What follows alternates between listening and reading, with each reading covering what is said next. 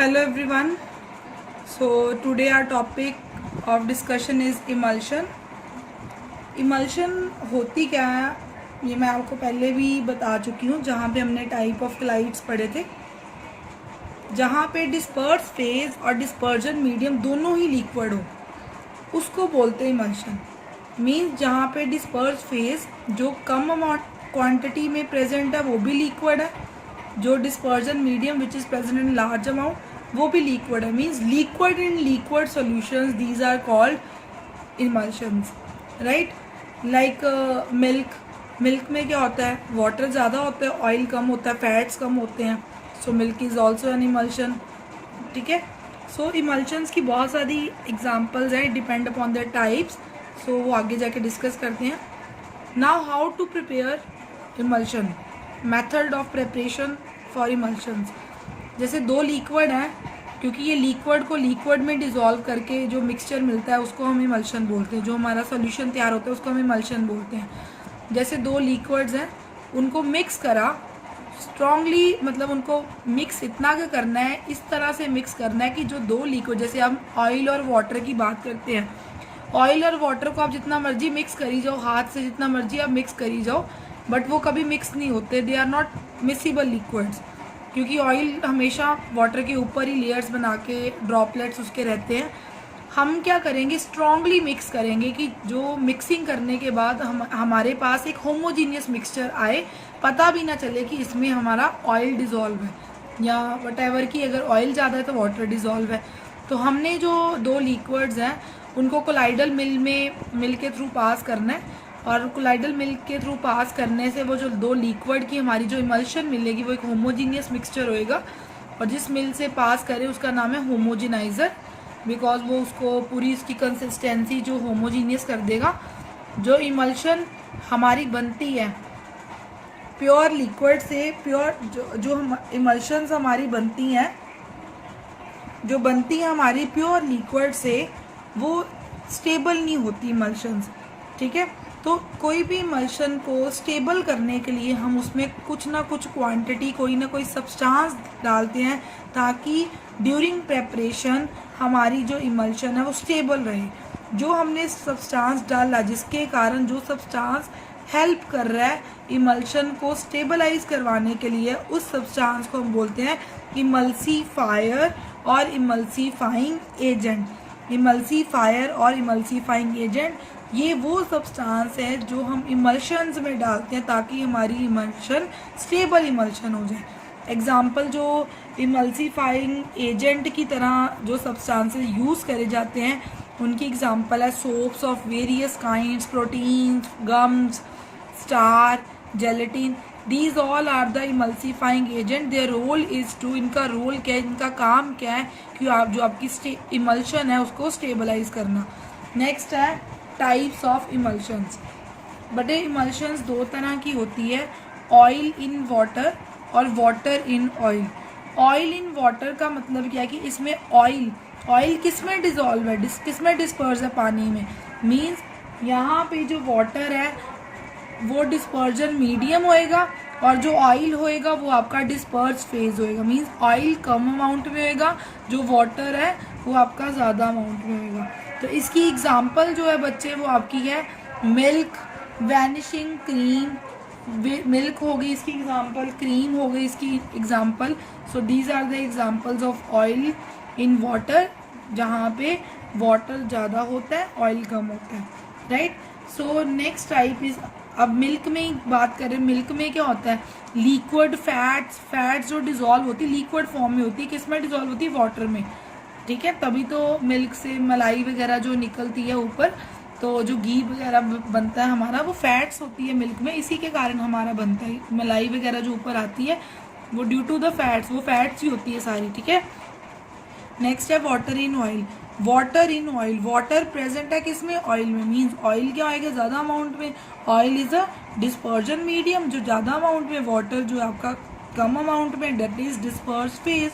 इसकी एग्जांपल है cod liver oil, butter, cream, ये सारे इसमें जो इन सब चीज़ों में, बटर में ऑयल ज़्यादा होता है, वाटर कम होता है, क्रीम में भी ऑयल ज़्यादा होता है, वाटर कम होता है, कॉड लीवर ऑयल ऑयल है तो ऑब्वियसली ऑयल ही ज़्यादा होएगा, वाटर कम होएगा, राइट। अब आपको लेट अस सपोज कि आपको कोई भी एक एग्जांपल दे देते हैं। जैसे आपको कोई सोल्यूशन दे दिया, वो कहते हैं कि आप बताओ कि ये वाटर इन ऑयल टाइप है या ऑयल इन वाटर टाइप है। सो नाउ कि आपने टेस्ट कैसे करना है कि कौन से तरह की किस टाइप की इमल्शन है।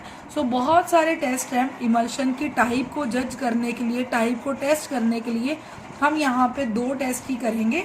डेट इज हमारा है first test is these are the tests to find out the type of emulsion, whether the emulsion is water in oil or oil in water।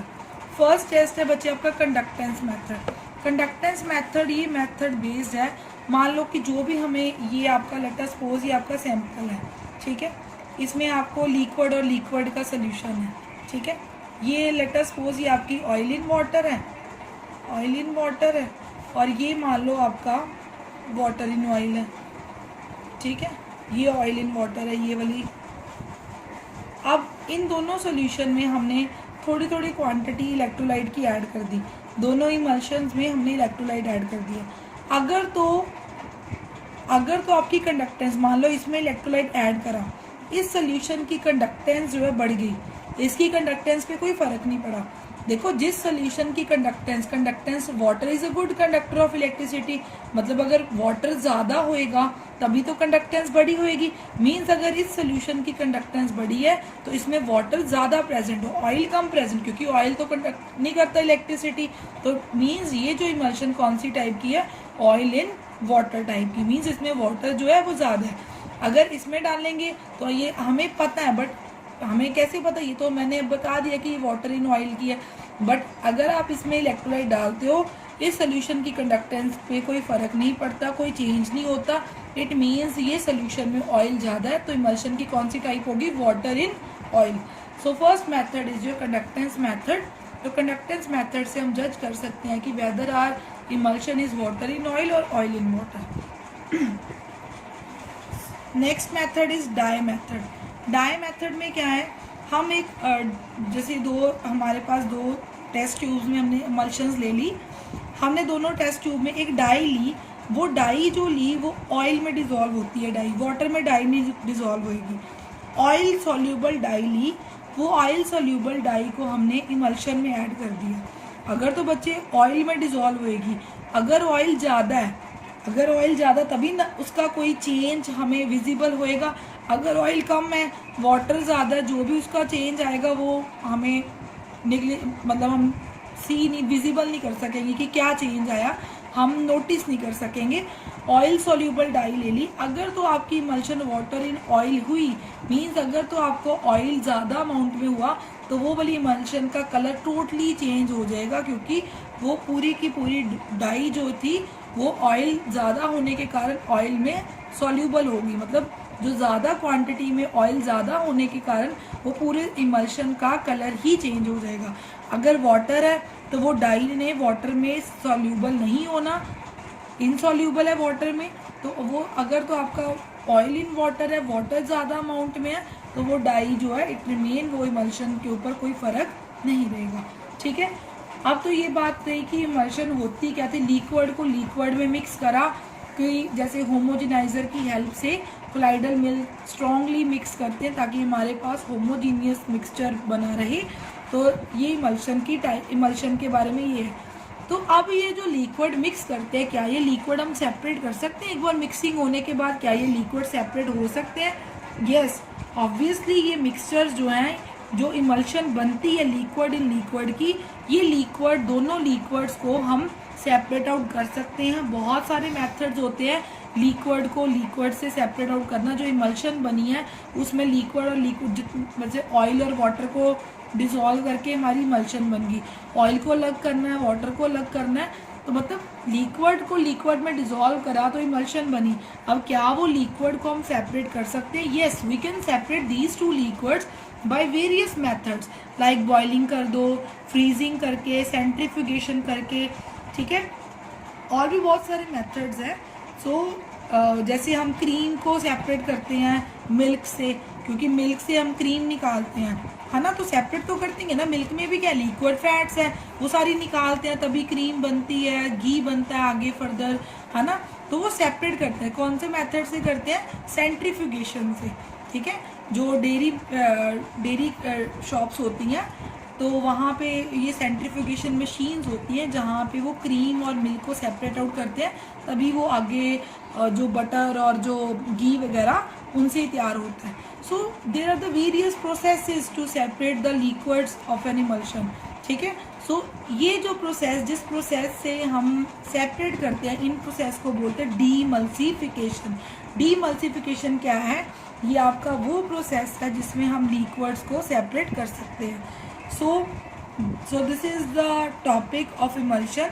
सो आगे हम पढ़ते हैं कि इमल्शन कैसे हमें आगे हम पढ़ते हैं कि इमल्शन कैसे किस तरीके से यूज़फुल है। तो इमल्शन के बहुत सारे यूजेस हैं, बहुत सारी एप्लीकेशंस हैं हमारी डेली लाइफ में। हम यहाँ पे कुछ एप्लीकेशंस डिस्कस करते हैं। सबसे पहले है milk. Milk is an emulsion. मैंने अभी बताया कि मिल्क में क्या है, लिक्विड फैट होता है, डिसॉल्व होता है, डिस्पर्स होता है। लिक्विड फैट किस फेज में? डिस्पर्स्ड इन अ वाटर, ठीक है। बहुत सारे ऑयली ड्रग्स होते हैं जो इमल्शन की फॉर्म में प्रिपेयर होते हैं। ऑयली ड्रग्स, ऑयल है और वाटर है, ठीक है, तो इमल्शन की फॉर्म में प्रिपेयर होते हैं। बहुत सारे डिसइंफेक्टेंट्स जैसे डिटॉल, लाइजोल, ये बहुत सारे डिसइंफेक्टेंट्स हैं। आपको पता है थोड़ा सा इसमें ऑयल कम होता है, वाटर ज़्यादा होता है इन डिसइंफेक्टेंट्स में। सो है तो ऑयल भी लिक्विड, वाटर भी लिक्विड, ये सारे हैं क्या? इमल्शंस ही तो हैं। तो ये कुछ उसकी daily life application, daily routine में जो हम नोटिस करते हैं। So these are the applications. So this is the topic of emulsion.